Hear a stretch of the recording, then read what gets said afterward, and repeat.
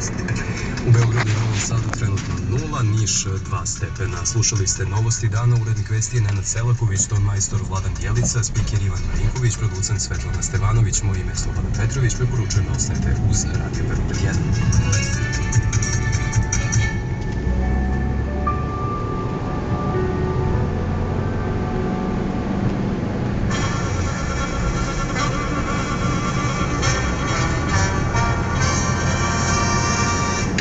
Sportski žurnal. Pred mikrofonom je Slobodan Maletić.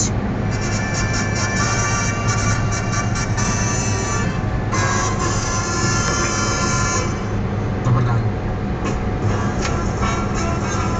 Posle okupljanja u Beogradu, naša ženska rukometna reprezentacija otputovala u Niš, gde je u sredu predstoji meč sa selekcijom Švedske u trećem kolu kvalifikacija za evropsko prvenstvo u Francuskoj. Rukometaši Železničara iz Niša slave osvajanje Kupa Srbije posle trijumfa nad Vojvodinom u Novom Sadu. U prvim polufinalnim utakmicama košarkaškog play-offa ABA lige Crvena zvezda u Beogradu ubedljiva protiv Mornara, budućnost u Podgorici srećno do pobede nad Cedevitom. U našem fudbalskom šampionatu Crvena zvezda pobedom u Šapcu zadržala 12 bodova više od Partizana. O svemu ovome i ostalim sportskim aktualnostima opširnije u nastavku emisije do 16 časova.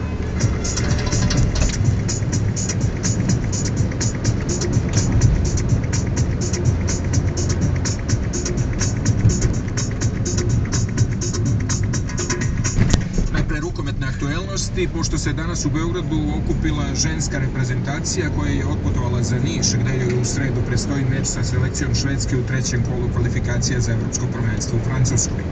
Golman Marija Čolić svesna je da će naša reprezentacija igrati protiv jedne od 4 najbolje reprezentacije na svetu i smatra da predstoji odličan test za proveru koliko su naše rukometašice blizu vrha. Kao i uvijek, naravno, atmosfera je pozitivna, vidimo se stvarno posle 3 meseca.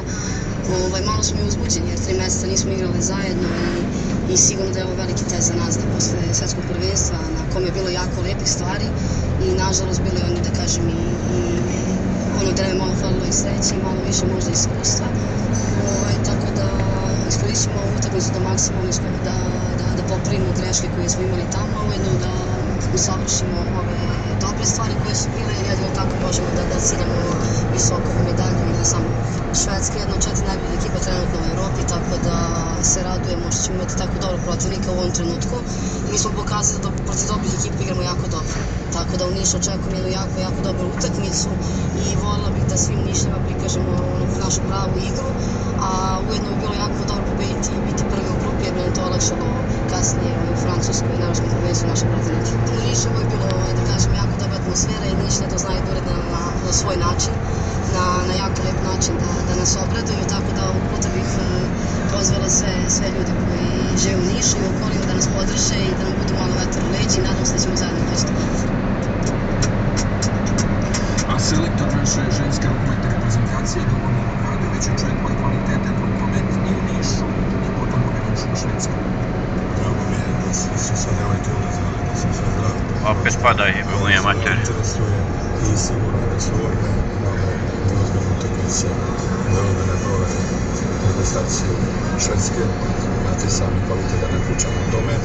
Imamo 2 treninga, to je ono već što nam baš ne paše, ali ima i one isto 2 treninga. I u sredu da pokažemo da smo na dobrom putu, da ponovimo onaj deo nastavimo stvari iz grupe. Te sam uzem vodu, jedno pakovanje. Pa da pokažemo dobar i dopadljiv rukomet. Mi smo tu, u tom krugu od nekih 6-8 reprezentacija, da kažem, tih vrhunskih u ženskom rukometu. Prva stvar koja mene raduje, to je da devojke odgovore u fazi trčanja sa tim reprezentacijama kao što su Nemačka, Holandija, Danska, Norveška, Švedska. Znači, to je ona prva stvar koja nas interesuje. Neosporan je naš kvalitet, neosporan je naše iskustvo.